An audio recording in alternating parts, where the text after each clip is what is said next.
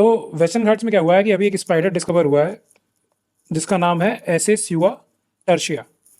तो हमें बेसिकली ये नाम तो याद रहने वाला है नहीं, ठीक है। तो बस इतना याद रख लो कि टर्शिया करके कुछ होगा तो ये कोई स्पाइडर से रिलेटेड है, ठीक है। और ये क्या है, ग्राउंड ड्वेलिंग स्पाइडर है और वेस्टर्न घाट्स में डिस्कवर हुआ है। अब इंपॉर्टेंट चीज़ क्या है कि सेंदरनी वाइल्ड लाइफ सेंचुरी में ये डिस्कवर हुआ है। ये कहाँ पे है? ये है केरला में। अब मैप से डिस्कस करते हैं। अब देखो, जो सेंडरने वाइल्ड लाइफ सेंचुरी है ये बेसिकली केरला में है और ये है पार्ट किसका? अगस्त्य मलाइड बायोस्फीयर रिजर्व का। अब इस बायोस्फीयर रिजर्व में और भी वाइल्ड लाइफ सेंचुरीज आती हैं, जैसे कि पेपरा वाइल्ड लाइफ सेंचुरी हो गया, नेयार वाइल्ड लाइफ सेंचुरी हो गया और कलक्कड़ मुंदन थिरई टाइगर रिजर्व हो गया। अब देखो, ये तीनों जो हैं ये तीनों तो केरला में हैं और ये जो कलक्कड़ मुंदन थिरई टाइगर रिजर्व है ये है हमारा तमिलनाडु में। ये चारों मिलकर बनाते हैं हमारा अगस्त्य मलाई बायोस्फीयर रिजर्व। अब देखो, डिस्ट्रिक्ट इंपॉर्टेंट नहीं है कि कौन सी डिस्ट्रिक्ट में है, ऑर्डर बता देता हूँ। ऐसे याद रखना है, SPN, सेंडरने, पेपरा और नेयार। अब इसको याद कैसे करना है? SP नया, ठीक है, SP नया। तो नीचे आ गया तुम्हारा तीनों, ये तीनों केरला में है और कलक्कड़ मुंदन थिरई मैंने केरला में उसमें बता दिया है, तमिलनाडु में है ही। बाकी देखो, जो अगस्त्यामलाई टाइगर बायोस्फीयर रिजर्व है ये जो है ये 4 डिस्ट्रिक्ट में है बेसिकली। 2 डिस्ट्रिक्ट हैं केरला की और 2 डिस्ट्रिक्ट है हमारी तमिलनाडु की। अब डिस्ट्रिक्ट याद नहीं रखनी है, बट यहाँ देखो कन्याकुमारी दिया है, कन्याकुमारी याद रखना है कि तमिलनाडु की है, ठीक है। ये पूरा ऐसे है, ठीक। बस इतना ही काम का था। अब बेसिकली देखो, एक फ्रूट और डिजीज मेंशन्ड है, इसको फंगाई भी कॉज कर सकते हैं, वायरस भी कॉज कर सकते हैं, एक्सेट्रा और भी कॉज कर सकते हैं। बट ये ऑब्जर्व हुई है किसमें? अरीका नट में ऑब्जर्व हुई है। तो ये इतना इंपॉर्टेंट नहीं है कि ये डिजीज़ क्या है। इसको देखो कोल रोग भी बोलते हैं, ये काम का नहीं है इतना हमारा, जितना काम का ये है कि central plantation crop research institute.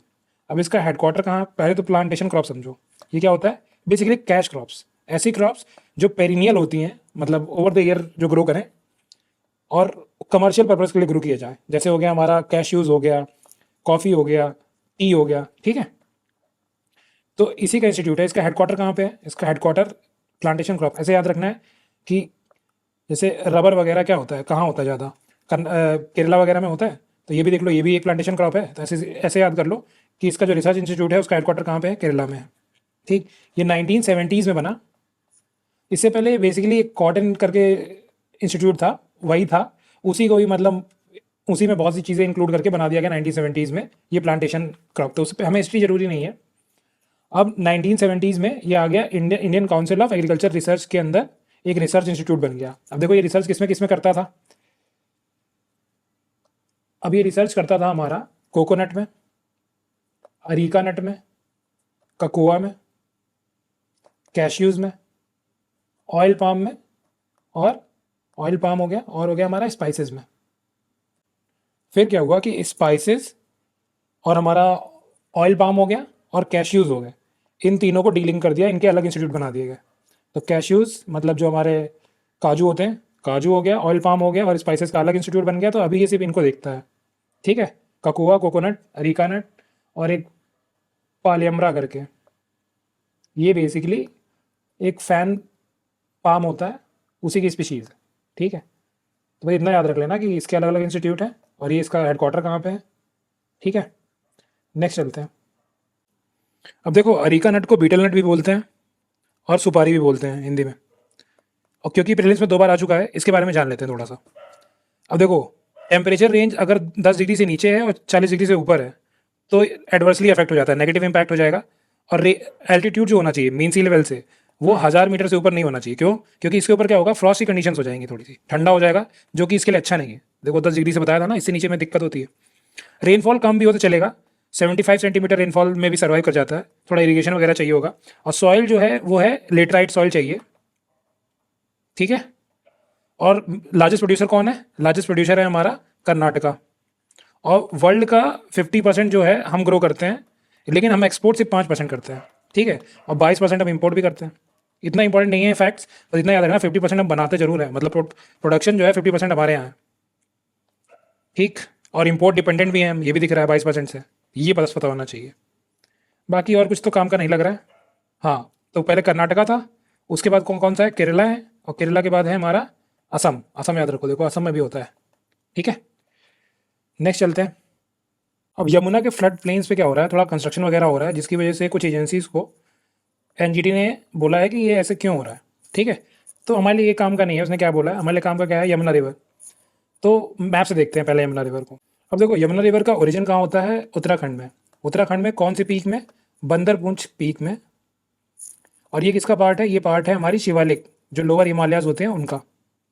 ठीक, और इसमें बंदरपुंछ में एक ग्लेशियर है जिसका नाम है यमुनोत्री ग्लेशियर, वहाँ से इसका ओरिजिन होता है। फिर ये क्या होगा, फिर ये दिल्ली से सटते हुए भी आती है, तो यूके हो गया, और फिर यूपी हो गया, और हरियाणा हरियाणा हो गया। तो ये जो मेन आ रही है इसकी बात कर रहे हैं। ड्रेनेज एरिया में और भी स्टेट्स आएंगे। ठीक है, और सिटीज़ कौन कौन सी इंपॉर्टेंट है जिस पे लाई करती है, जैसे आगरा हो गया, मथुरा हो गया।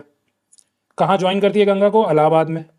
ठीक है, और इसकी देखो, अगर ये इधर से आ रही है तो ये इसकी लेफ्ट बैंक ट्रिब्यूटरी हो गई, ये इसकी राइट हो गई। हेड सर अपना इधर करो और इधर देखो, तो अगर लेफ्ट हैंड इधर आ रहा है तो लेफ्ट ट्रिब्यूटरी इधर हो गई, राइट इधर हो गई। तो राइट ट्रिब्यूटरी में कौन कौन सी आती हैं, चंबल, चंबल इसकी लॉन्गेस्ट ट्रिब्यूटरी है। ठीक है, चंबल हो गया, सिंध हो गई, बेतवा हो गई, केन हो गई। ऑर्डर भी याद रखना है। ठीक है, अब देखो ऑर्डर याद रखना है तो ऐसे याद कर लो, सी सबक, सबक ये हो गया सबक, सी चंबल, सिंध, बेतवा, केन, सी सबक। ठीक है, और जो यमुना है ये गंगा की लार्जेस्ट ट्रिब्यूटरी है इंडिया में। ऐसी ट्रिब्यूटरी जिसका ओरिजिन इंडिया में हो रहा है, वो लार्जेस्ट ट्रिब्यूटरी है। ठीक है, in terms of water, water कौन सबसे ज़्यादा गंगा को प्रोवाइड करता है, वो है हमारी घाघरा रिवर। ठीक है, मैंने इसका एक दिन बताया था पॉइंटर्स में ही, वहाँ से देख लेना बस। अब देखो, ननकाई ट्रफ तो ऑलरेडी मैंने बहुत बार बता दिया है, यहाँ पे बस शॉर्ट में बता देता हूँ। बेसिकली क्या है, ये जोन ऑफ सबडक्शन है किसका, दो प्लेटें यहाँ मिलती हैं। एक इधर से हो गई हमारी यूरेशियन प्लेट, जो कि प्राइमरली जो है कॉन्टिनेंटल प्लेट है, और इधर से हमारी जो है कौन सी है, फिलीपींस की प्लेट। अब ये क्या है, ये ओशनिक प्लेट है। एंड हमें पढ़ेंगे ज्योग्राफी में कि ओशनिक प्लेट जो होती है हैवियर होती है। तो ये क्या होता है कि अगर मान लो दो प्लेटें ऐसे टकरा रही हैं तो हैवियर प्लेट नीचे सबडक्ट हो जाती है, तो ये सबडक्ट हो जाएगी यहाँ पे। तो इसकी वजह से यहाँ अर्थक्वेक्स आने वाले हैं। तो अर्थक्वेक्स बोला है कि वहाँ की गवर्नमेंट ने बोला है कि मेगा क्वेक आने के चांसेस हैं। ठीक है, क्योंकि अर्थक्वेक को आप प्रिडिक्ट नहीं कर सकते हो एग्जैक्टली। तो उन्होंने बोला कि एडवाइजरी पहले दे दी कि चांसेस हैं आने के। मेगा क्वेक का मतलब क्या हुआ है, जिसका मैग्नीट्यूड 8 से ज़्यादा हो, किस पे, रिक्टर स्केल पे। तो बस मैप में यहाँ देख लेना, सी ऑफ जापान यहाँ पे है। बस ननकाई ट्रफ हो गया, और कुछ काम का है नहीं।